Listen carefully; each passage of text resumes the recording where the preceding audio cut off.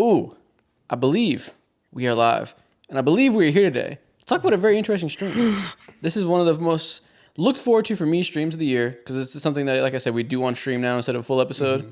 We're going to talk about our NBA awards picks today, have the MVP debate. Man, don't nobody care about that. Don't nobody care about that. People are losing their jobs. People are out in the streets. They can't feed their families anymore. There's an NBA coaching recession. The Cronkies made the call. The Servers made the call. It's over. Denver's in shambles. Let's talk about it. Let's talk about that. Because the NBA is upside down. The NBA is upside down, truly. Appreciate everybody that came through here, that's here right and early, ready for this top of the stream, because you guys know what we're going to talk about. Immediately before we get to the main topic, like Donovan said, we got to talk about the fact that the Denver Nuggets saw what the Memphis Grizzlies did, in which they fired Taylor Jenkins 3 weeks before the NBA playoffs started. We all came up here and said, okay, well, I guess it's not crazy he got fired, but the timing's insane. You got to play the goddamn Lakers in 3 weeks in 7-game series. What are you talking about? The Denver Nuggets said, hold on, let's get crazier. They fired this guy with like 5 games left in the season. They fired Mike Malone. What in a blue moon? It's insane. Madness. He's gone, and on top of that, it was compounded with Calvin Booth, him being gone. And I look at this picture, and all I can think about is a tweet that said he looks like Nicolas Cage put on Mike Brown's body. That's facts. Big facts. Damn, triple homicide. What the fuck? Both of these guys have been fired. The Nuggets are in disarray. From top down, their leadership is obviously completely changing. They lost faith in this product. They said, sure, we can do it in the summer, or we can do this shit right fucking now, and we can rip the Band-Aid off before the playoffs even start, set a tone, whatever. I don't know. What are your guys' thoughts? I say always. Last time it happened with the Grizzlies, I was shocked. And I think overall, nobody is surprised that Mike Malone is not coaching the Denver Nuggets. Yeah. They're surprised that Mike Malone is not coaching the Denver Nuggets today. Yeah. Right? Like exactly. Like if you're going to fire somebody, the number one thing that they've kind of been saying all year, right, with whether it be like through Jamal Murray's injuries and him coming back and all the young guys, it's like, hey man, like, we have Jokic, we'll see what happens. Mm-hmm. The fact that you are not allowing this team and you are not allowing your organization to see what happens is wild. And like, if you're the Grizzlies, okay, I can get on board with that a little bit more because Ja is not one of the 15 best players to ever play the game. Yeah. Because Ja is not in the middle of an MVP caliber season. Because Ja, like his presence alone doesn't make you the best offense in the league and with the best on-off numbers. Like you have Jokic at the peak of his powers. This man just had 60 the other day, and Russell Westbrook and his decisions messed that up. But you see everything that Jokic is doing on a nightly basis, and you don't even let them have a play-in game. That's the crazy part. Yeah, it's insane. It's just, like you said, when you're the Grizzlies doing this, you're far from a championship. You don't really believe you have a chance. So you rip the Band-Aid off because you want to establish something early. I guess I can understand it, right? Maybe you say part of establishing this new culture will be a playoff run, and maybe we can start things off from a high note. And if we don't, it's fine because we don't really believe in our hearts that we're making some shit happen this year regardless. When you have Nikola Jokic in his prime, every year must be treated like gold. You cannot waste a single season. Not only is it you're playing with your GOAT's legacy, which like I'm sure they care about a little bit, right? They want to do right by him and like they understand the gravity of his career and what it means for the organization at large. But also, even outside of the implications for him, you only have so many years of contending around this guy. So maybe they feel it's in their best interest to do this now and that gives them a better chance of making a playoff run. I find that kind of hard to believe. Unless you just believe that the locker room is so completely far gone that there is no saving it, that Mike Malone had to go or otherwise you were guaranteed a first round exit. If you feel that way, I get it. But it just feels crazy, right? Like it goes against everything we've come to know about the history of the NBA and what works. Never do you run towards instability and it works out well. Like that's not a tried and true formula. Yeah, I don't get it, Mo. I don't understand. It's hilarious. When I saw this happen, I was like, damn, bro, they got both of these guys out in a package deal. You think they told them at like the same time that, hey, you're gone? You think they brought them into a room together and be like, yeah, you guys are out of here? Or was it like one of them was hired first? Probably not, because I think it was reported that these guys fucking hate each other and that there was a lot of bickering between these two, and that kind of led to the downfall of the organization. There was a lot of disconnect between the two most important voices in this organization. There's a lot of disconnect in who Mike Malone wanted on his team and who Calvin Booth continued to draft, continue to pay. We'll get to some tweets later about some stories about that, but it seems like these two guys fucking hated each other. And I think, we can get to the point here. The story here on why this team is struggling so much and why we got here is because the roster decision-making over the last few years since Calvin Booth took over for Tim Connolly after he went to the Minnesota Timberwolves, it's been pure bullshit. It's been a deterioration of a championship core year by year. They're whittling away at their strengths of what made the roster so cohesive and so talented in 2023. They've slowly chipped that away, and to me, that's squarely on Calvin Booth. And it feels like, I think I tweeted that Calvin Booth is the Antichrist, and he dragged Mike Malone with him to hell. That's how I feel about this. So he was going to get fired, and Mike Malone was a casualty to go along with him. Yeah, I think after 23, after they win the title, it was pretty clear even going into that series, like, hey, Bruce Brown's probably not going to be here in the offseason. Like, he's going to go, he's going to get a bag, and that is going to be that. And so when Bruce Brown walks, you're like, okay, fine. That's okay. We expected that. Shout out to you. You're going to get your bag. That's cool. We're going to be okay. We're going to let Christian Braun, try to step into this role. We're going to put all the young guys in position. We're going to go from there. Yeah. You see them collapse in Game 7 against the Timberwolves. That entire series, that entire run, even that entire year, a big storyline of what they were last year was, hey, these young guys aren't really ready. Like, the bench isn't what it should be. And luckily for Denver, they had the best starting five, the best five-man unit in the game. And you were able to really, really win off of that. And so it was just a problem that you were going to be able to see. We saw it last year, and you came into this offseason. I think this past offseason, that's really where Calvin Booth proved to be a bad decision maker. Like, this is the year where if you really need to be a GM, you needed to prove it this offseason, and you didn't, because KCP walked and you replaced him with Russell Westbrook. Even if you said, hey, KCP, go get your bag, like, we're not going to pay you, we're not going to go into the second apron, that's cool. You can't replace him with a guy with the archetype of Russell Westbrook, because that just doubles down on all of your weaknesses. It brings in some other problems that KCP didn't necessarily bring in, and now you're in the situation where you're probably going to be in the play-in. And wouldn't it be crazy if the Nuggets, and again, I don't think it's going to happen because I don't believe in the 9 and 10 seeds in the West. But if the Denver Nuggets miss the playoffs entirely, that'd be ridiculous. Because they're in the play-in, 2 games, you never know what happens, that type of situation. That's insane. And if they lose, these motherfuckers lose. Yeah, that's what's on the table because of Calvin they're Booth very this last capable offseason. of doing that. No, they're not. If they lose to the Kings, we need to dismantle the franchise. If we need to dismantle everything. Jokic loses his best in the world tag. If you lose to the Kings or the Mavericks in the play-in tournament for the 10th seed, everybody is a suspect. But you keep mentioning the KCP thing, and that's definitely the biggest offense, right? And I think it's important to frame why it was such a bad move, because people often, even we've talked about it from a point of view of being cheap, right? The team didn't want to pay the luxury tax and get into the second apron.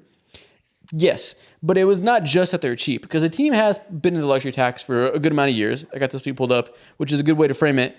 They've paid the luxury tax for the last 3 seasons. Their payroll has been the highest in the league for several years. The problem isn't that they were too cheap to pay KCP. The problem is that they were fucking dumb and paid guys like Zeke, Saric, and others instead. And that's exactly right. This is Calvin Booth. It's not just the organization was cheap and the ownership was like, we can't go in the second apron. It's you probably can't go in the second apron, and you have to get rid of KCP because you gave $6 million here, $7 million there, $6 million here. To players who don't play, who are not in your rotation, players who after the trade deadline, Calvin Booth himself got onto a press conference and said, yeah, we tried to make moves, but it didn't materialize. And specifically, we tried to trade Zeke Naji and Dario Saric because we don't play them. He went onto a mic and he said that. Shit. That's ridiculous. Who goes on a mic and says, we tried to trade Zeke Naji, but nobody wanted his ass? That's ridiculous. Oh, man. When I see all this turmoil going within the Denver Nuggets roster and just organization in general, it's normal, but usually like turmoil is like under the wraps. And for them to just like blow this thing completely the fuck up makes me question everything within this organization, even the owners. Like I can try my best to understand like the timing of this whole entire thing, but at the end of the day, if it's already written, your future's already written, then why not just like write it out and leave out with class? What happened with like decency in today's society. Why are you just ripping the band-aid off straight up just like that, bro? The season ends in like 3-4 days. What do you gain from this whatsoever? You want I can understand the logic of like trying to spark a light into your guys, but at the end of the day, like if the candle's gonna blow out, why force it? Yeah. Well, I guess the answer to that probably comes in what we saw from the last press conference after their bad loss to Portland when Mike Malone called out his team. And he, again, for lack of, he's done it so many times because they fucking need it. For lack of, to summarize this, what he basically said is, we were not prepared. Some players were full of shit. And he said, they don't watch film. They weren't prepared for what came. He said, these guys only watch film when we watch as a team. He pretty much explicitly said, these guys don't try hard enough. They don't want it bad enough. And you can theorize on who that may be. Probably the podcaster, probably some of the other guys that aren't the top 3 stars. Like, I'm sure Aaron Gordon's fine. I'm sure Jokic is fine. Probably Jamal Murray. What if MPJ is out here just grinding tape every day? Shout out him. You're the main suspect. People are going to your name. It's probably a reputation-based thing. So you got some looking inward to do if that's not true. But people are looking at him. Mm-hmm. People are looking at guys like Zeke Naji, guys like these other guys who have always had the opportunity but haven't quite earned a role for reasons that, you were paid preemptively because we want to make you part of this rotation. You haven't earned it yet. Maybe this is why. We don't know, though. That's just me theorizing on who the players may be. But he outright attacked half his roster and said, you guys don't try hard enough. Sounds like they had a fucking chaotic potion of nonsense brewing in this locker room. But this is like Mike Malone to his core. He's time and time again throughout the last several years, throughout his entire coaching career and tenure, he likes to call guys out in the locker room and whatnot, and usually it somewhat works towards his favor. Now, of course, like with all the losing that's been happening, I just watched an interview with the owner of the Denver Nuggets talking about how like usually winning helps cover a lot of shit, but they've been noticing that since the fucking All-Star break happened, they're like below 500. I believe they're like 11-13 and whatnot. And so like in my mind, he that last press conference and also whatever happened in that team meeting must have been the absolute worst. And he must have like completely lost the locker room. And if you're gonna if it's already hard enough being like an NBA head coach when it comes to like all the X's and O's and trying to like lead a whole coaching staff. On top of that, you have to like build somewhat of a relationship with each and every single player. And the most important skill to have as an NBA coach is to be able to like get through your players and have them like respect you. And if they're not even respecting you or don't care to listen to you, it's raps.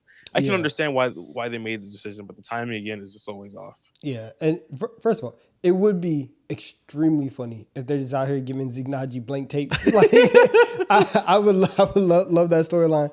2, if you're an NBA head coach and you win a championship, retire. Right, retire because you're gonna get fired in 2 years. Right, the way that is going, everybody who's winning a championship, the cycle is you win a title. Next year, you expect to go back to back. You don't win, and then the next year, it's kind of disappointing, and you are about to get fired. And I think like with Denver, Denver is one of the first like massive casualties of the second apron and of the new CBA in terms of like high level championship rosters, because you had a roster. Remember when they won in 23.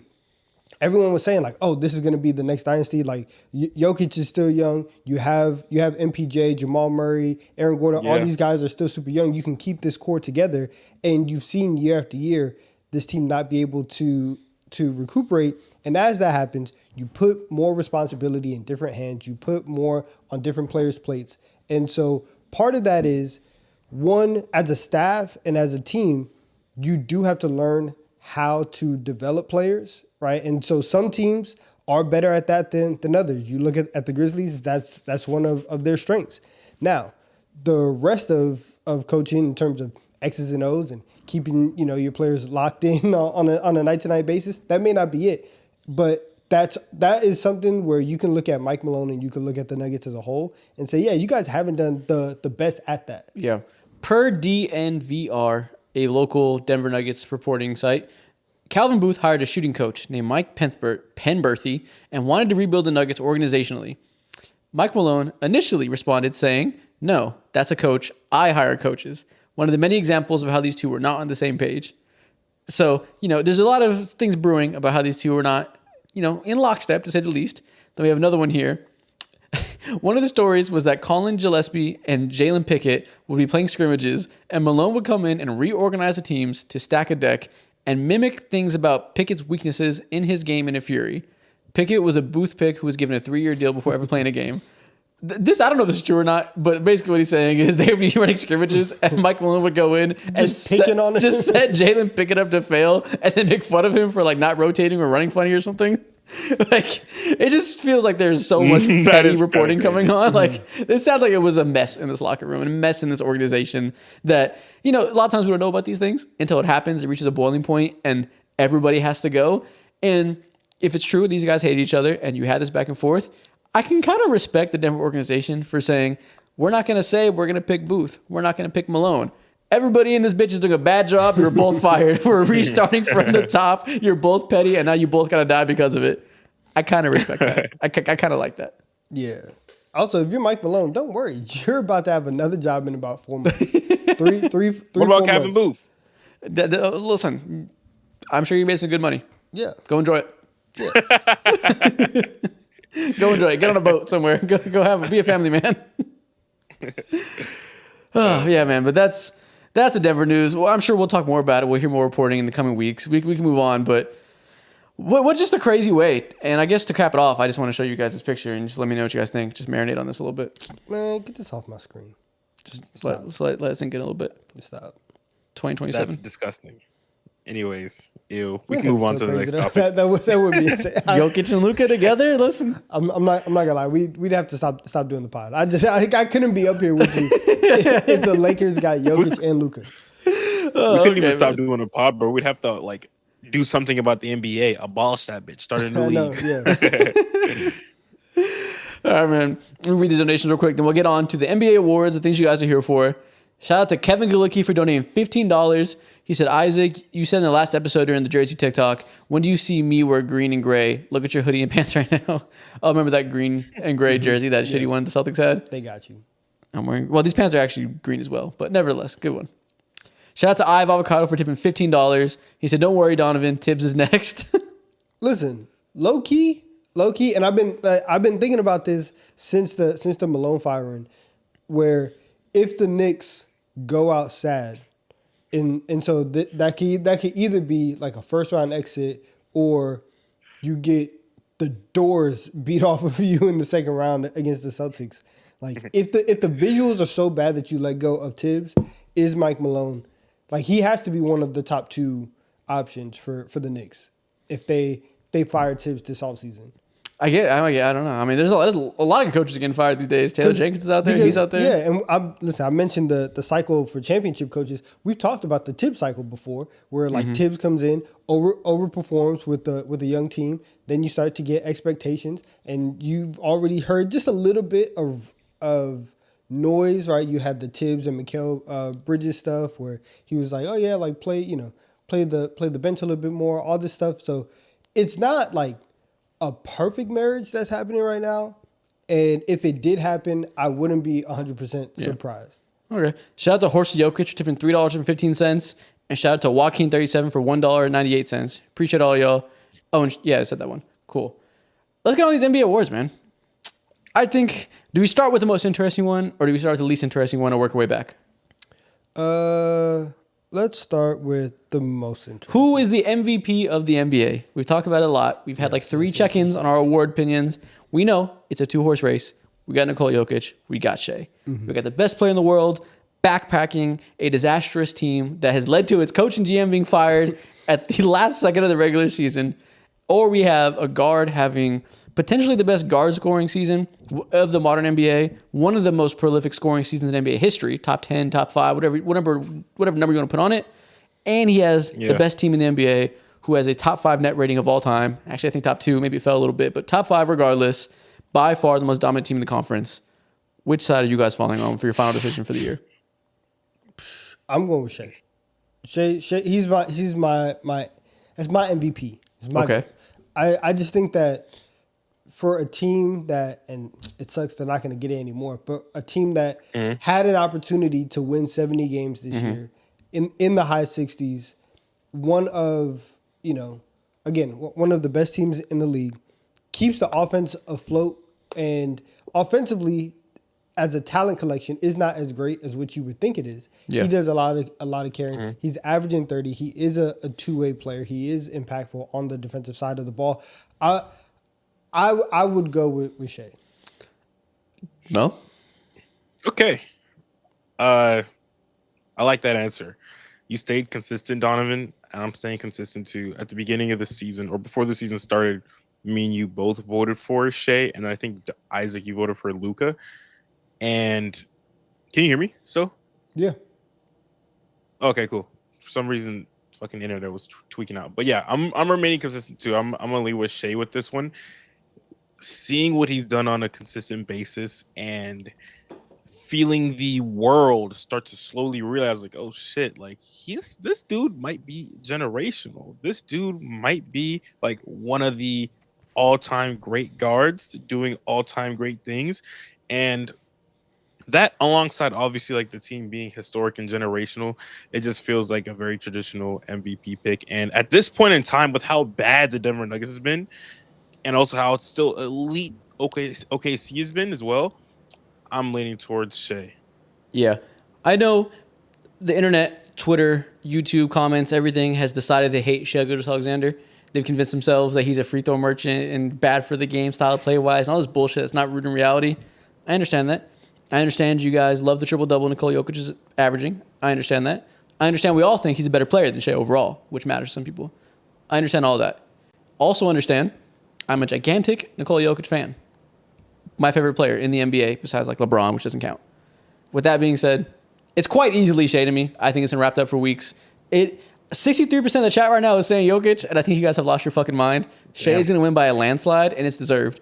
And I know a lot of fellow Jokic fans have decided it's a crime against humanity that Jokic is being robbed, citing voter fatigue, citing unfair biases against Jokic, and all this stuff. Shai is the more valuable player this year to me. I'm not to say Jokic isn't valuable. Obviously, he could also win MVP in any given year. He's the best fucking player in the world, so it's not insane. But when you have like an 18-game lead above somebody, I understand it's not just about your team record, right? Wins aren't everything. When you're the first best player in the league and then the second best player in the league and your team is 18 games better, if you want to dull it down to what's the deciding factor, that's going to do a lot for people. We can debate the merits of each of their offensive carrying and how Shai makes their offense like 12 points better when he's on the court, how he carries offensive load because they surround him with defenders. We can get into all that. We can talk about the advanced stats, which some of them actually do favor Shai, when usually Jokic wins all those. But end of the day, if you want to say they're very, very close in terms of individual value, the gap in team success is so much bigger than any other thing that you account for in this equation that you can simply boil it down to that. That's going to make a difference. And the Thunder have been such a juggernaut all season that everyone just thinks that, that they've rolled through and it's been super, super easy, which, one, they have rolled through, but they've done it with Chet Holmgren missing mad time, with Hartenstein missing time. They've had guys go in and out the lineup. The one consistent for them has been Shai. It's that on every single night, you can turn on the TV and you can look at the box score, and if it's in the second half, like Shai's gonna have 35 and 5. Like he's just that's his baseline. He wakes up and he gets that. And so inserting that into that offense and into that team, and like Isaac said, being 18 games above the second seed in the Western Conference that has this is as much parity in that conference as we've ever seen, right? There's teams that can finish 3. There's teams, and those same teams can finish 8 or 9. Like it's insane how close every squad is. And so for Shai to dominate the league that way, it means something. Exactly. Like we've literally never seen a Western Conference this stacked. Like we're talking about, it's coming down to the last day to decide 2 or 3 through 8 probably is it come down to one of the last games of the season, and all these teams are pushing 50 wins. Like it's the most stacked year probably ever, or at least in our lifetime as fans. I say the last 20 years. It's the most stacked year at the conference, and they're ahead by this much. And like to have the same net rating as the 96 Bulls while missing Chet for that many games and missing J-Dub and missing Hardenstein, like you just mentioned Chet. They missed everybody else besides Shai, and he kept them afloat. And like people are having a hard time acknowledging that he's anywhere close to the like level of player of Jokic, which I get. Jokic is a better player, right? Shea is a better defender for his position, which is hard to calculate the value of that when you're surrounded by so many other elite defenders. And, it's not Jokic's fault. The team's defense is so bad because they've really had their perimeter defenders around him deteriorated, so his life is harder and harder. He doesn't make him better on that end. Shay's doesn't make him better on that end at all. Shay's life is also hard too, though, because they're going after Shea because of all the great defenders. Shea is the one that gets picked on the most because it's like, what are you gonna do? Pick on Caruso? Nope. Pick on Lou Dort? Like all these guys where Shea, just by the strength of everybody else, is the weaker link on that defense. So and they're the youngest team. Like they're the youngest team of like any playoff team in the Thunder. And they're the best in the league by far, one of the best regular season teams of all time. That's a ridiculous achievement. Like Dude, everything measurable points to Shea being just as valuable. Mm-hmm.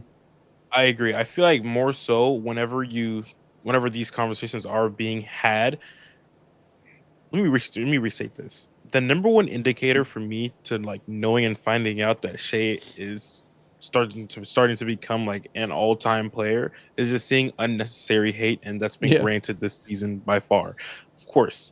And following that up, like whenever you throw out his names alongside other all-time players like D Wade or Steve Nash or whatever it is that's like won MVPs, people are throwing up their hands in a hoopla and they're figuring out ways to just like jab at his MVP case and statement, saying things like, someone in the chat just said, take Shea off that Thunder team. They are still the number 1 seed. That's ridiculously stupid. That's so fucking stupid. Like, I can't lie. That is insane. I understand picking Jokic. That's cool. Like, it's not crazy. He's also deserving. But the heights people are going to discredit Shea to big up Jokic, I'm like, you sound insane. Like, that's ridiculous. Mm-hmm. Do you know how hard it is to be the 1 seed? Without Shea, that's ridiculous. That's insane. The other day, I said something on it, and I think I said something like, to me, when I look at Shea in his game, he is the modern day version of Kobe Bryant. Obviously, less dunks and all that, but to me, when it comes out, he picks up his game and picks and chooses his spots. I think he's a literal version of Kobe Bryant today. And someone acted like I committed like manslaughter in the comment section. They were like coming after me, and I'm just like, brother, like he is the most pure bucket getter, hooper, whatever like verbiage you want to use, dude out there is. Yeah. And like we can get into nitty-gritty. Like, obviously, we believe Jokic is one of the best offensive players of all time. So like if you want to tell me that you think his value to his team is so much higher than Shea, I think you're being dramatic as fuck. But I do understand why you think that, because we think Shea isn't as good as Jokic, and Jokic is carrying so much that people that to them is way more valuable than being a great player on a great team, right? I understand the logic. I get it. I just think you guys need to realize that this award is not for who has the hardest carry job. Like you've mentioned a lot, Donovan, that post Russell Westbrook, it's kind of shifted to that, because we had Russ in 2017, we had Jokic in 2021, win MVPs based on averaging near triple-doubles or triple-double in Russell Westbrook's case, carrying a mediocre team to heights they wouldn't reach without him. They would be dog shit without him, right? Those are outliers in MVP history. That is not the new norm. It's a very like real case, and that's why Jokic is getting second, right? You can still win like that. But that's not inherently more valuable than carrying a good team to all-time level greatness. We can debate the level of which winning matters, the level of which team success matters. It matters. It always has. It always will. The most valuable thing you can do in sports is win games. And if you're the reason your team is winning a whole lot of games, you can easily say that it's just as valuable as carrying a team from 20 wins to 40. The end of the day, the most valuable thing you can do is put your team in position to win a championship. The Thunder are the championship favorites because of Shea. By and large part, he is the reason they can be this good. Now, there's other guys around him that are the reason they can also give him the tertiary help needed to be able to elevate the offense to this degree, especially to defensively. Win the championship. Exactly. But to be in position, right, in the regular season. And so nobody ever wins a title by themselves. Yeah. But you've seen plenty of times before mid teams be the 3 seed or mid teams be the 4 seed, whatever it may be, because of one player in the regular season. That's where great players are able to really, really elevate their teams. And if both guys, because again, we've already told you guys just how many injuries the Thunder have gone through. We've talked about how great their offense is with Shea on the floor and all this stuff. If you are carrying, and also like if Jokic is that much better than Shea, you just can't be in the play-in. Right? That's the thing. And if you are looking at who's carrying historically, that like you can go to all the best teams. Like LeBron for years was carrying teams, even whenever he was in Miami and even early Cleveland. You're not giving LeBron the award every single year because you know that like there are other people who are winning more games in the regular season, and because like they have to go and do absolutely everything, and the team has to come together. Right? It's not just like best player every single year gets the MVP. That's not what this is. Yeah. Do you know what's hilarious? Right when Isaac mentioned how this MVP races are like different every year, you threw in Russell Westbrook's name. You said that was an outlier, 110%. But of course, I could have seen it coming from 10 miles away. Someone in the chat said that Russell Westbrook averaged like 30 points and also had a triple-double. He won MVP that year. So by that logic, Jokic should do the same thing this year, which is, I can understand why someone thinks like that. I can't. But looking at the year, I can understand it. You got to get dumb a little bit. I can hit you in your head a little bit. It's not dumb. Like, they're just being biased. With a bat, they're just being biased. They're not dumb. They're just being biased as hell. Like, you're taking the exception and looking at it as the rule. And just look who's across from them. If Russell Westbrook was going against somebody who was one of the best scoring seasons of all time, and they had a 70-win pace, I guess it'll be 68 or 69 now, and top 2 net rating of all time, Russ also would have lost. It's all about who you face off. Like last year, people were saying, why didn't Luka win then if we're looking at this and this? And people are trying to apply and say the same logic applies. It matters on who they're going against. Different. Last year, Jokic had the 1 seed last year. Last year, he was the best team while being the best player. This year, Thunder has that. And that's not always best player, best team, right? It's not that cut and dry. But it's a hell of a good place to start. Then we get into all the ancillary things like the youngness of the team, the injuries dealt with, the way he carries offensively in the same way Jokic does, albeit to a lesser degree, yada, yada, right? But at the end of the day, the roles have reversed. He's the guy on a better team, and it's by a landslide. It's 17 and a half games right now. Like, people see 1 seed, 4 seed, and think, oh, it's relatively similar, right? We got to divorce ourselves from the idea of seeding being what matters here. 17 and a half games is a gigantic difference. It's absolutely insane. That's crazy. So exactly. That's literally insane to think about. And also another thing about that Russell Westbrook MVP too, like a lot of people just like don't really think about how insanely strong of a narrative he had that year and how like his best friend or whatever, Kevin Durant, left and joined the Golden State Warriors. The Warriors are by far the runaway like number 1 seed, similar likings to OKC. So no one in the Golden State Warriors would ever sniff like an MVP. So things are entirely different. The whole entire world was rooting for Russell Westbrook. There's a lot of emotion in those voters. Wanted him to win. There was a lot of emotion. It's an outlier year of emotion as well for those reasons. Yeah, so it was decided as soon as KD left, everyone was like, oh, Russ is going crazy this year. Like it was especially decided after he posted that "Now I do what I want" of him and Lil Uzi, bro. He was dancing. After that, it was like, "Yep, he's the guy." He did some weird moves.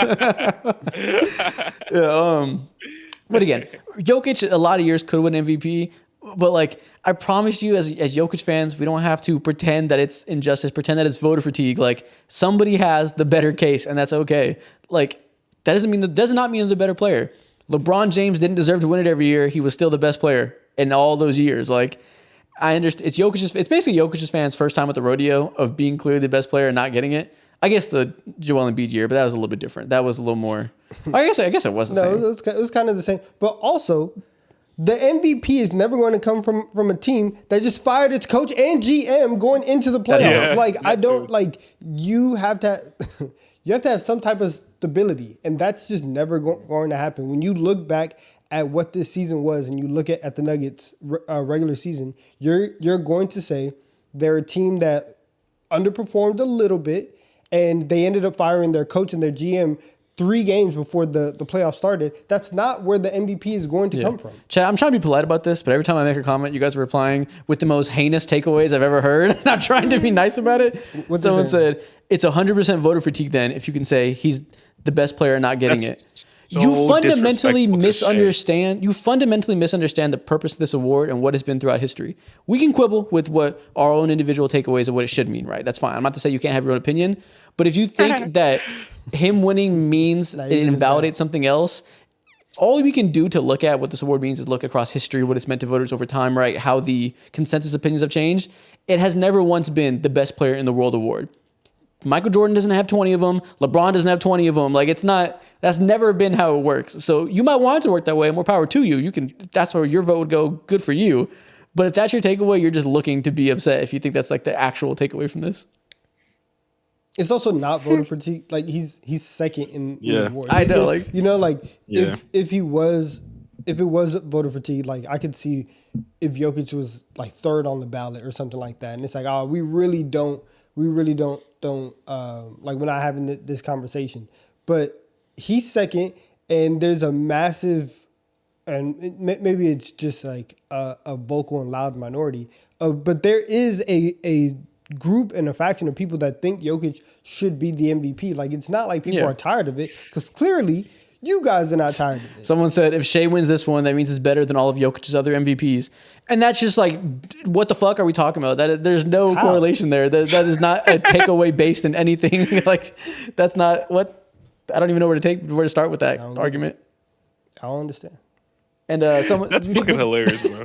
And people were saying the MVP is a relatively flawed award because of everything we're saying, and that's fine if you think so. I think that's how most awards are for like MVP type things in every sport. You know who says that? People whose favorite player doesn't get MVP. Shut up. Shut up. Is it flawed or is it open? That's such a loser take. It's flawed. No, if Jokic had gotten this one and he had gotten 4 and 5 years, everyone would have been like, "Hey, listen, game is the game. That's just what it is. Being the best player in the world," and you wouldn't have anything to say about the criteria of the award. Why? Because your favorite player is getting it. You choose to be dense about this topic when your player is not getting the award, and I'm sick of it and I'm tired of it. Shea's gonna be the MVP, and that's that. And someone in the chat said, "Go ahead."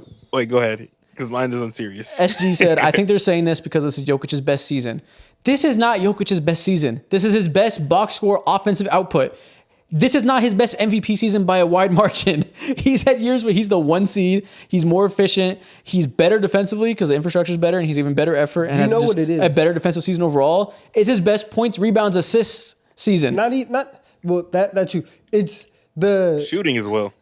It's the shooting, but just the gaudy scoring numbers of go get a bucket, because in terms of assists and rebounds, he's doing relatively the same thing. But 2 years ago, like the narrative around Jokic was always like, okay, if you're gonna stop him, turn him into a scorer. Like, is Jokic gonna be the guy that can go get you 40? And over the last 2.5 years, you've seen him turn into that kind of by necessity. But Jokic has gone out and he's getting 30, 40, putting up 60 points. And now that everybody's finally seen it, now they're like, oh, this is his best season, when he's controlled games like this his entire career. He hasn't been a quote unquote cone on defense for multiple years. This is just the way that people want him to play, and that's why they're giving him this credit right now. We should have known that the Denver Nuggets weren't going to be good this year the second that we see Jokic put up all these gaudy numbers, because in general, it's a good indicator. If you have to do like average a triple-double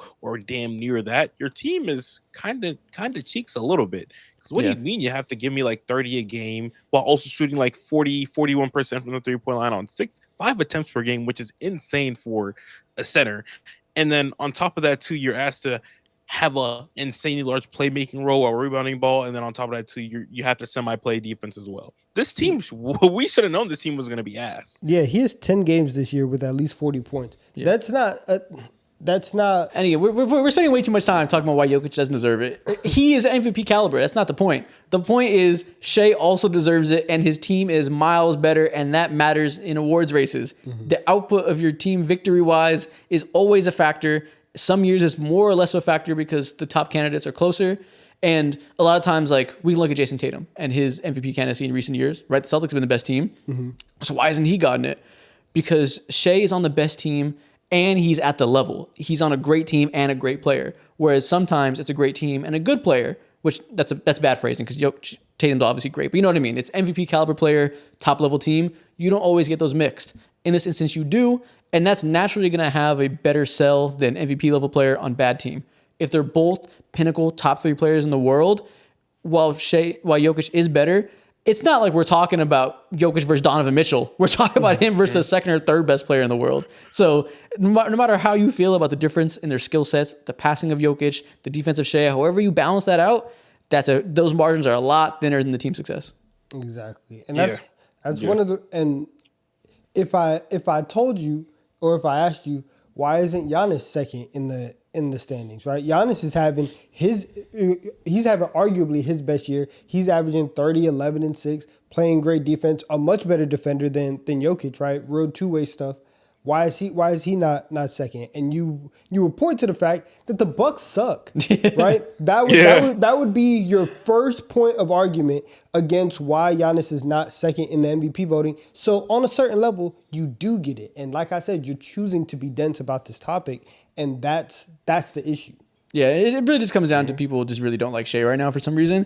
And it's so baffling me because he's such a likable, like what everybody's asked for player, that the way his reputation has evolved is just so crazy. But end of the day, everything people are saying just comes down to Shea is not that liked, I think. Mm-hmm. Any opportunity that people have to take a jab or stab at Shea, they're gonna take it. I was on Twitter and I saw some shit happening between, I think it was a player scuffle or whatever, and Shea just like walked over to the free throw line. He was just like practicing his form. And that's the thing that so many players do as soon as they're a dead ball. And the second that happens, bro, someone makes like a highly super edited TikTok and making fun of him about it. It was funny seeing it. Because like, look, Shay's at the line. See? It was funny. But it's like, come on, bro. That's not so funny. Chat ended up with 58% Jokic. I'm sorry to say, 58% of you will not be happy with the results this year. You can convince yourselves that you're in the vocal minority, but get ready to riot. Shea's going to win by a wide margin, I'm pretty sure, from everything that we know how the voters are feeling. But again, shout out Jokic. Obviously, amazing year. So it's not to slander Jokic whatsoever. It's really just about the transcendency of the OKC Thunder and what Shea's brought them to. Yeah. Damn. Well, at least we converted like 2 more percentages of the vote. It started at 60. It was at like 60. Yeah. It dipped as low as 54. Then they came back. So we lost some voters in mid-argument. Yeah. They were really going back and forth. But okay, so we're all in lockstep with MVP. DPOI, where do you guys want to go? Because obviously for the first 50 games of the year, this was not a race. There was no conversation. It was, oh yeah, we're giving it to Victor Wembanyama, no matter what. Which we can talk about. That was kind of a weirdly lazy conversation around it when it's not like the Spurs are running away with top 5 defense or anything. But that was a convo, right? He goes down, blood clot, doesn't play. I feel like the narrative immediately shifted. I guess Mobley gets it no matter what. Chet didn't play enough games. Yeah. I guess we're just Mobley's the new guy we pencil in. And then Draymond Green went on a media tour saying, hey guys, actually I should get it. And the voters looked around and said, oh shit, they're about the same defensively as the Cavs. They're actually 1 spot higher right now. Maybe he should get it. And now Draymond Green is a runaway favorite, sparking a lot of debate. How do you guys feel about that and the whole media push of it all? I don't like it. I know, of course you don't like it. no, but like it feels like nasty work. Yeah, I get it. Yeah, it is. And like if you look at the odds and just how much that they've swung in such a short amount of time, it literally is. Draymond Green went on the media tour and changed everything. And so like the fact that everyone is now kind of like, oh yeah, like it's probably Draymond's award to lose. That feels really weird because Mobley did have this entire season. He did have he was in the lead, had the baton, whatever you want to say, and then all because Draymond Green is going on podcasts and saying that he's the MVP. Now everyone's like, oh yeah, maybe it should be you. And so like I'm kind of inclined to give Mobley the award. But you see why? Not purely out of hate. Not. I had Mobley before. I don't think Draymond Green did anything wildly ahead of Evan Mobley for 2 weeks to shift everything, right? Like I think if you want to pick Draymond, that's fine. I'm just talking about overall. Here's the I'm thing. a Mobley guy. I don't disagree. What Draymond's done is annoying and it's like cringy. One, I think people are putting a little too much stock into like MGM awards betting odds. Mm-hmm. They're also doing this to rile up people betting, right? Mm-hmm. That's why it initially shifted, and it's kind of funneled. If you want to give it to Mobley because you think what Draymond's doing is annoying and you're like, why didn't he have it 2 weeks ago? That's a bad reason, because I think why he didn't have it 2 weeks ago is because nobody fucking talked about the DPOI in any serious matter this year because of, like I said, the Wemby of it all. So it was just a defaulted answer. So while some of it is Draymond just like convincing voters, like we got people like on the broadcast, Mind Reggie control. Miller's like, give him the award, it's over. Like that's a bit much, like calm down. He does have a real like argument. Evan Mobley, like the DPOI typically goes to the best defender on the best defense. Realistically, that's how Gobert got it. That's how Smart got it. So everybody essentially gets it. The Cavs are 9th in defense and the Warriors are 8th. Like there is an argument on who is more important to their team. Like Draymond has a real argument. First 15 games of the season, they were good. He was DPOY level defender. Last 25 games and they've been good. He's DPOY level defender. In between, for a lot of that time when they sucked, they were still a respectable defense. He missed most of January, so they kind of funneled. But he has a good argument. It's just annoying how he got here. Yeah. So I don't know how to parse that because, like, I also don't want to be like, you convinced me, Draymond. But it's not like Mobley has a runaway case for it. I agree.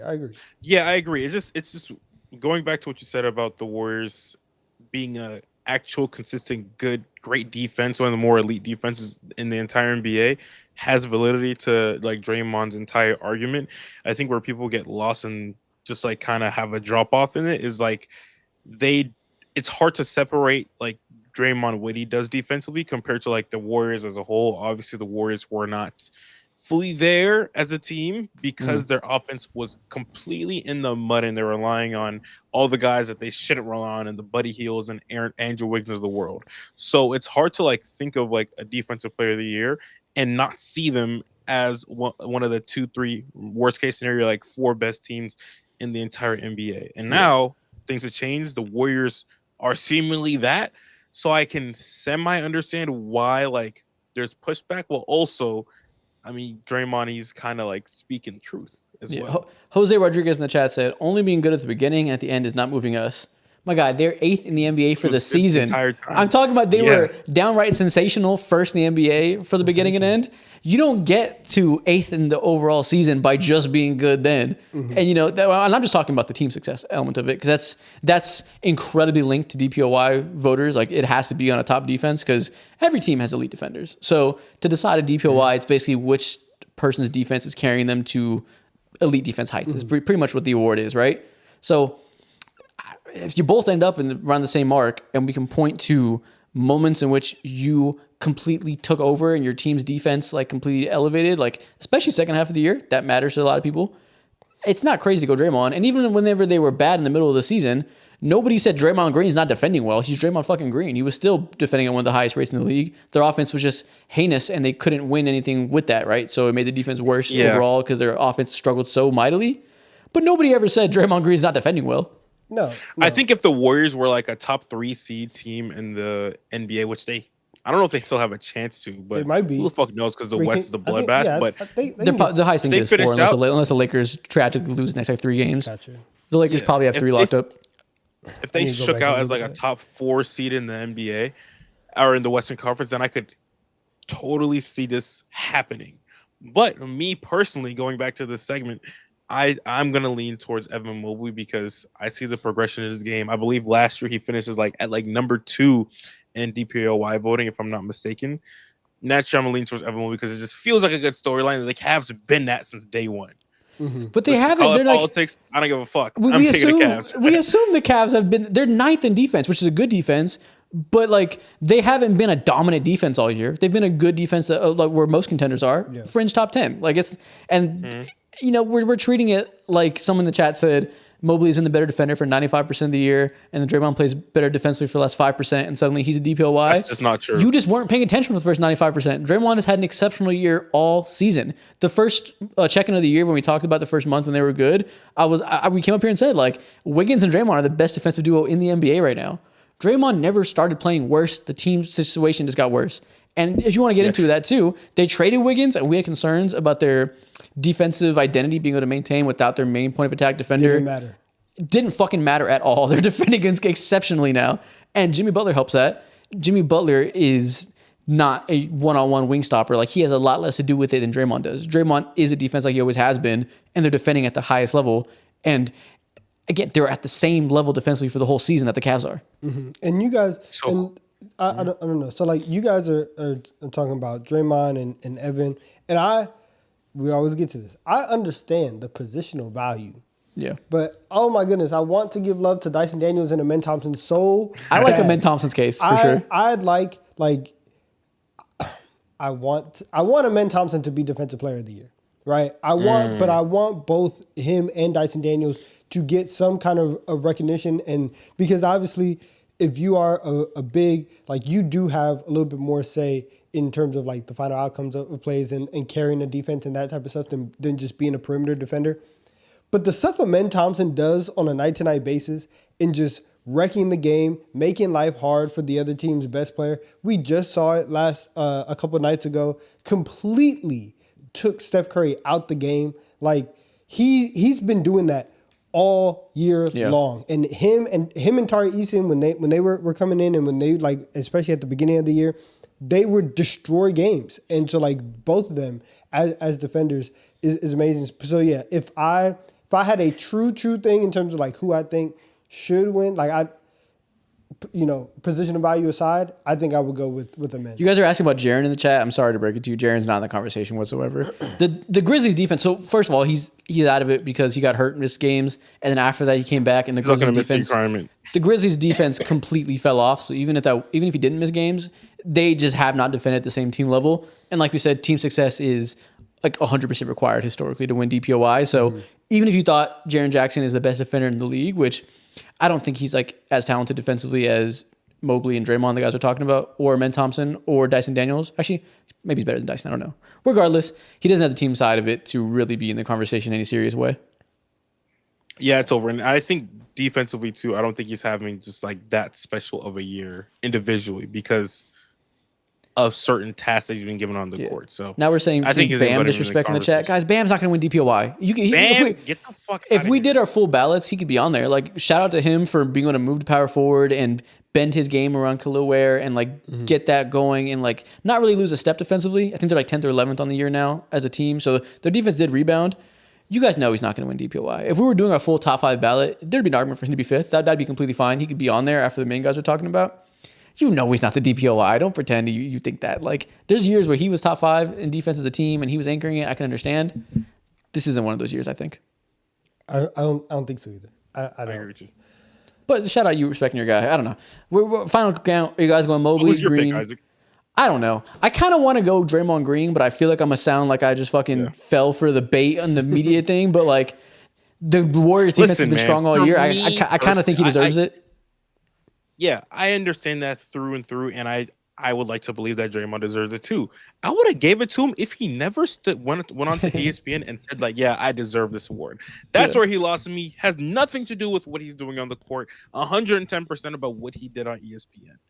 Yeah, and like, listen, you guys have heard me on these streams for the past year. I fucking hate Draymond Green's presence in media. I hate everything he says. He touches a mic. I hate the way he's taken his media career, the antics he's had. I am not someone who's going to hear him on TV and be like, "Oh, you got me." I'm more inclined to hate when he touches a mic. So yeah, it's still. I think he probably deserves it. Who's your vote? He does too. I guess I'll go Draymond. I don't really feel strongly about this one. You can go either way. I just feel strongly about the people that are acting like it's crazy if Draymond wins. I changed my mind. I talked myself into it. I'm going to men. No, let's go with men. Let's take the easy way out. I like a men. I'm going to men. The Rockets have a dominant defense. You know, like the OKC Thunder can't have it because they have too many good defenders, so you can't point to one. I think are the Rockets 2 in defense? Let me see who finished it out. Yeah. I think they're. I'm going to men. He's by far their best defender. I'm not mad at him, man. He has no media push. But the stuff he does on a night-to-night basis is crazy. Where do we have for the season? So defensive rating. Weird how the Clippers are 2. Hey, let's go Zubac. The Clippers are 2 in defense. Who would have fucking thought? Zubac has been amazing defensively. You guys talking about Bam, Jaren. Zubac has a real case. Let's talk. Let's have a real conversation. They really disrespecting Zubac. You're not gonna lie. Like the Magic are 3rd. They don't have an elite defender like that. They do it through a team aspect, 1 through 10. They all defend. They're all huge. So yeah, like the teams that have, like Celtics, same thing. They have a million good defenders. Timberwolves are 6th in defense. Rudy Gobert probably has a better case than he's been given in the media. He probably actually does deserve it. I would put Gobert on my ballot over Bam. Yeah. You know, for that 5 spot, that's where I would go. I haven't thought about this for a single second, but we're being contrarian. We're going to Visa Zubac. He's the DPOI. Let's get it. Either Zubac or Thompson should be. Wait. you guys realize you are showing Clippers love with that vote, right? I'm not Donovan. I can show Clippers love. I can make fun of them and show them love. I work both ways. That's why I'm Right. going to men. Okay, there you go. Let's move on to another interesting one. That was a cop-out answer. It's going to be Draymond or Mobley. At this rate, the betting odds say Draymond. I think those are like betting odds that they're like putting into the world, and we'll see if voters like are swayed by that. But I think the betting companies did that for like interaction bait more than this is representative of what's actually going to happen. So I wouldn't be shocked that Mobley does actually end up winning it. Okay. Rookie of the year. Are we going Stephon Castle? Are we going Jalen Wells? Are we going Zachary Ricochet? Where are we going with this one? We're going with Stephon Castle. There's not much to talk about. Stephon Castle he's had it locked up for a long time. Shout out to Ricochet for a very, very strong, last month and even some time before. But Stephon Castle, just from start to finish, I think has had the best rookie campaign. So I will go with him. Well, Yeah, I'm totally fine with giving it to someone like Stephon Castle. Obviously, me as the Hawk fan here, and also me as initially, I don't think I'm a Zachary Ricochet hater or ever portrayed myself as that. But obviously, You were disappointed the night in of the draft pick. day. I was like, damn, but whatever. And then I like after 15 minutes later, I'm like, okay, cool, we got the rookie of the year. He's not the rookie of the year, but I'm happy that people are awakening in terms of like how talented he actually is as a number one overall prospect. He may not be the best player here, but if 2, 3 years, 4 years go by, if he is like the best player from this draft, no one's going to be absolutely shocked out of their mind because you see what he's able to do. You see what the trajectory of the NBA has been headed to over the last 2-3 years. He personifies that when it comes to his 3-and-D and length ability and shit like that. So but when it comes to like rookie of the year, traditionally what it is, who can like stuff hella stats. No one gives a fuck about your winning. No one gives a flying fuck about your efficiency. Stephon Castle is that. yeah. I care a little bit about the efficiency. Like people are saying, why do we mention Alex Sarr? If you want to put Alex Sarr on your ballot, if you want to give him first, I mean, none of these rookies are running away with it, so I can't be mad at you. I love Alex Sarr long term. I think he's going to be amazing. He shows the flashes right now of I think what could be an all-star. It's flashes. He has like a 48% true shooting, which is insane for a 7-footer. He's generationally inefficient. And Castle hasn't been lighting up either, right? He's also chucking with a lot of usage and really just like running away with it because he's getting a lot of opportunity. And, opportunity for rookie doesn't typically lead to like actually efficient, productive play. He has like a 51% true shooting. To be 3% worse as a big man is kind of insane. Like, Sarr's going to be a star, I think. It's damning. It's fucking crazy. Like, I'm putting a lot of stock into him that, like, saying I don't care about that. That's insanely bad for a 7-footer. Like, again, I don't care long term, but that can For be. this race, yes, you do care. Yeah, like, he's like the most inefficient over 10-point per game scorer in the NBA. I think if he was putting up like 17, 18 points a game or whatever, if the basic Boskler numbers were sexier, people would be like, all right, you know what? Fuck it, give it to him, bro. But they're not even that. So that's why I'm like, Stephon Castle's probably going to run away with this. Yeah, and like this one, it just feels like Castle's gotten the opportunity, gotten the attention to go along with it. Like this one will be rather cut and dry. Kind of sucks that Jared McCain got hurt when he probably would have made this interesting, or maybe he would have ran away with it cut and dry. But yeah, honestly, this feels like the least I have to say about Rookie of the Year in a long time. He would have. Do you guys remember? Would have ran away with it. Yeah. Do you guys remember like your initial picks to start out the year? No. Both of y'all picked Zach Edey. Oh yeah, and you know what's crazy? What a damn travesty. Not even post Taylor Jenkins, he's actually been getting like a good amount of usage. If Taylor Jenkins, if Zach Edey got a full year of no Taylor Jenkins treatment, I think we would have been right. Yeah. Like the past 2 weeks, I mean, look what his stats are, his averages. Like he should have been in this race, but Taylor Jenkins hated his ass. Land. And like part of it's deserved. He had some struggles defensively, but you got to give him the usage to make the offense make up for it. And Taylor Jenkins had no interest in doing that. Tough. Yeah. Tough. Yeah, Okay, exactly. so the ballot would be some combination of what? Of Castle, Ricochet, Sarr. I think Zach comes in too for sure, without a doubt. Jalen Wells. That rounds out the 5. Okay.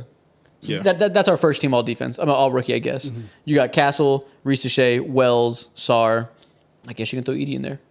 Modest love. Yeah. Oh, shout out Modest, man. If he would have got the full year starting, bro. That's what I'm saying. Like, can Modest sneak into first team all rookie, or does he have Yeah, I don't think Edie's not going to get first team all rookie. I don't think so. I think Modest can get it over him.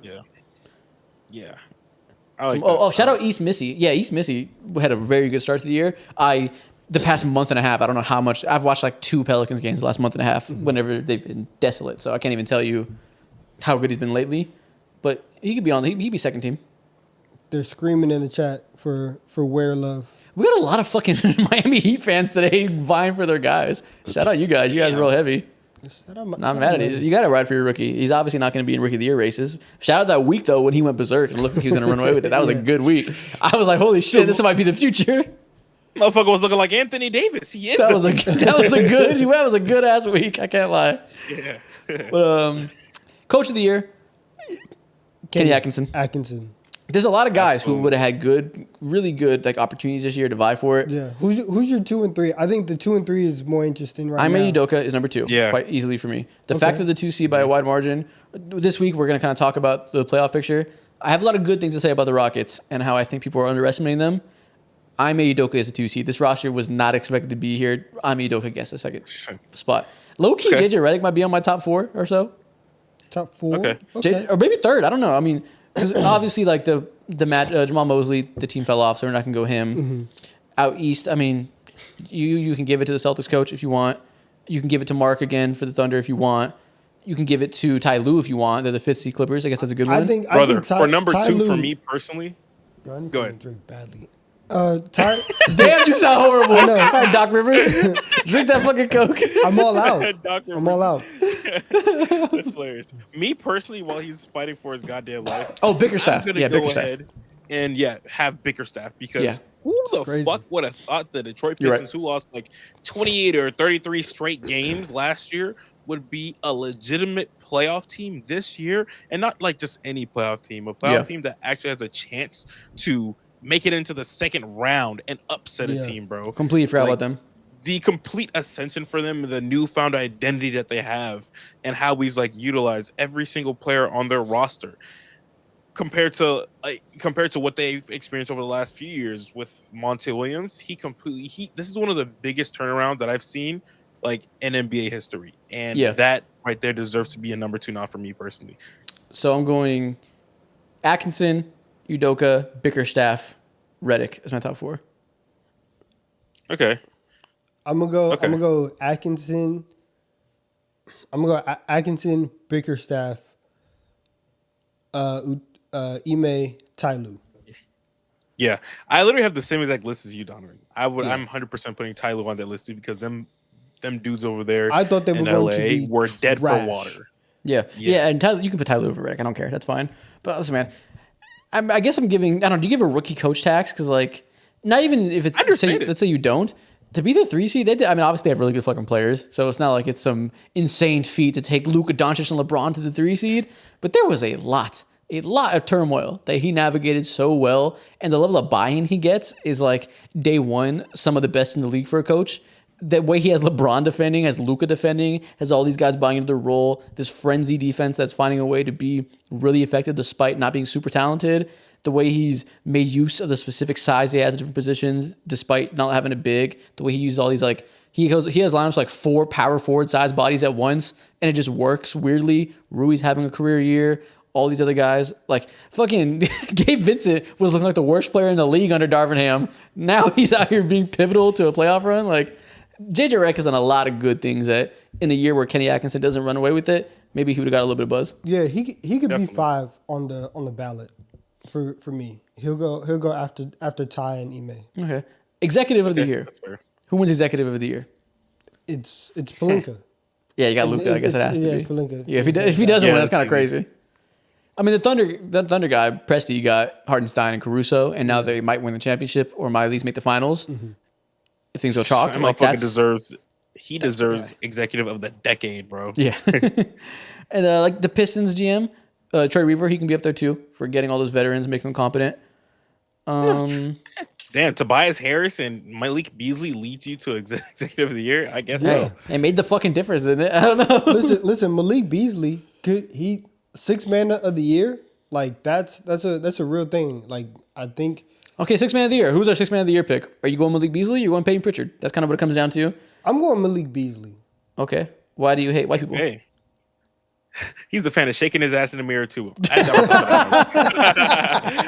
How many times have you done the Malik Beasley celebration in the mirror, Donovan? Be 100% honest. I promise you, I have not. I've not done it. That move has scarred me because he did it to the Knicks in the Garden, and I was like, I can never partake. I just can't do it. I ain't gonna lie. I'm projecting. I tried it a couple times, and it is indeed hard. Okay. No, but I'm going with Malik Beasley just because his shooting is so, like, we talk about what the vets have done and bringing in competent players and all that. That's fine. Like, Tobias Harris is Tobias Harris.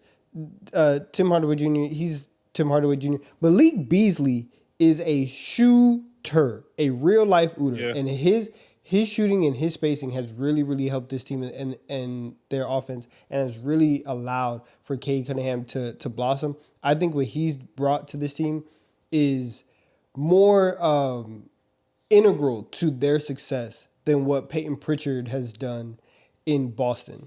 So I'm gonna go with this is just bad. This is a good team tax. This is just you got other stars, so Peyton Pritchard doesn't matter as much. Sorry, it's like it happens with MVP. Okay, it happens. I guess that's a fine argument.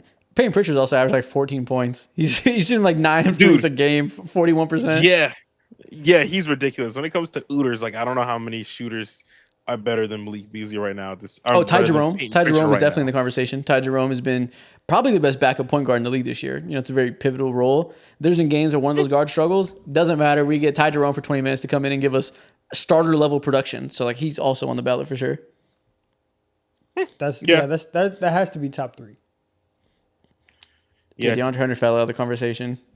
Yeah, he was in it, but then his role got diminished a little bit. So, people were saying Aaron Wiggins, Scottie Pippen Jr. Nah. I'll go Peyton Pritchard. Though. I'll go Peyton Pritchard. He's deserved it all year. Me personally, I'm going Peyton. Okay, same. But I'm not going to pretend to you I have strong feelings about this. If you want to go Malik Beasley, that is completely fine to me. These are both very capable people. And that's exactly where I'm going. What else is next? What else do we have? What do we have left? Is that everything? Did we talk about 6-man? We just did. That was just it. Yeah, that was just it. MIP, my bad. Oh, that's a fun one. Okay. So, obviously, the runaway favorite for this so far this season has been Cade Cunningham. Been a lot of debate with people on if they feel like a player of Cade Cunningham's stature and draft equity, place on the team, that he's already the franchise, if he should be eligible to win it in people's eyes. And I don't really care. I'd be fine with him winning it. But I'm also very fine with Dyson Daniels winning it, if that's where you guys want to go. No. Dyson Daniels went from averaging like 4 or 5 points per game to like now 14. Obviously, he's been given a large opportunity to do so. He was like one of the monumental pieces in the DeJounte Murray trade.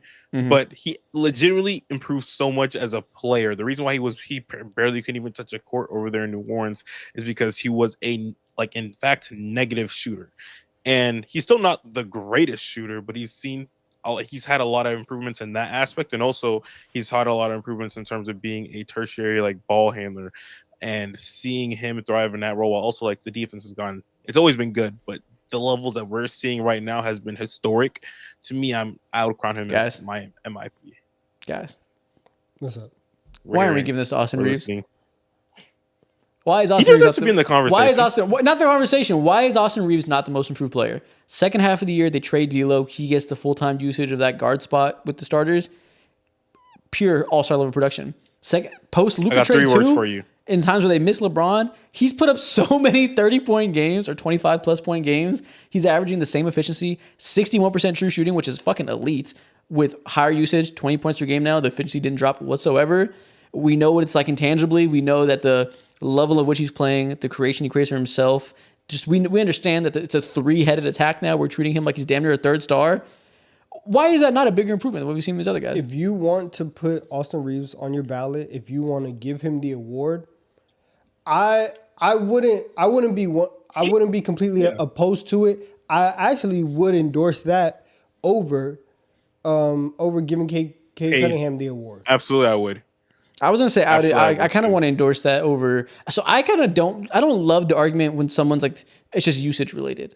That's you can win it from that. Like Dyson Daniels could win it for that reason, but I'd like more when players get a lot better, and Dyson did get a lot better. So maybe he's not the best example of this, but his argument is mostly he went from no usage, no opportunity. He took the opportunity, he did well, right? Which is very fine. It's not a bad argument per se, but I tend to lean towards the ones who got meaningfully better, and it wasn't just they went straight usage, right? They got a lot better in their role, and that's Austin Reeves to a T, and that's Cade to a T. So that's why I think the argument's fine for Cade. I feel like Austin Reeves had a bigger improvement.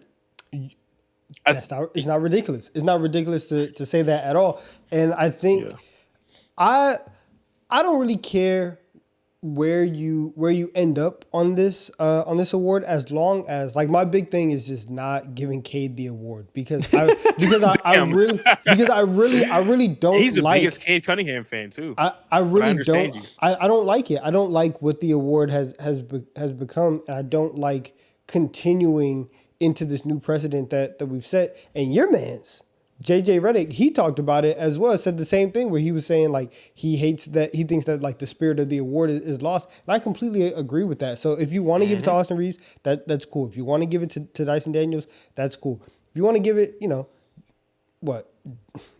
J-Dub has been amazing. He probably wouldn't be. Yeah, he wouldn't be most improved, but like Evan Mobley, he could be in those conversations too. Wait, could he be actually? I mean, I don't know. That kind of feels like on Cade Cunningham. No, he's a lot better.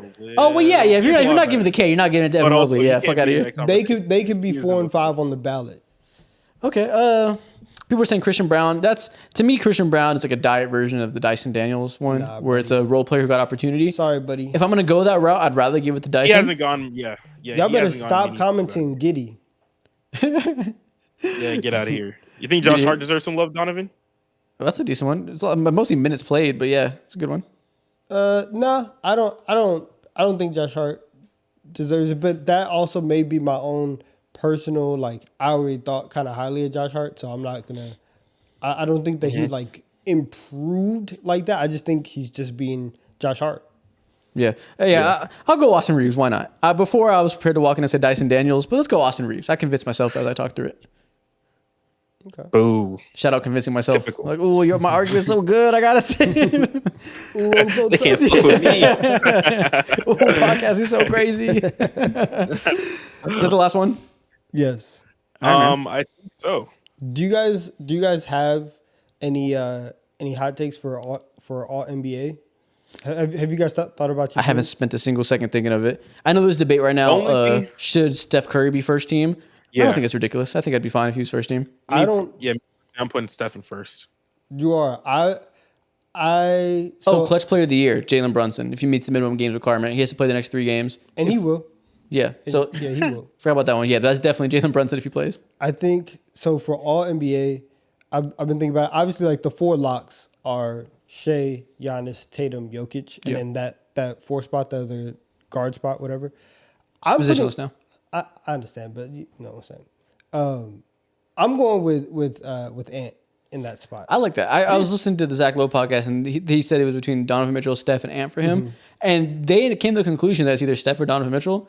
And I was like, I hear those names. I want to go Ant there.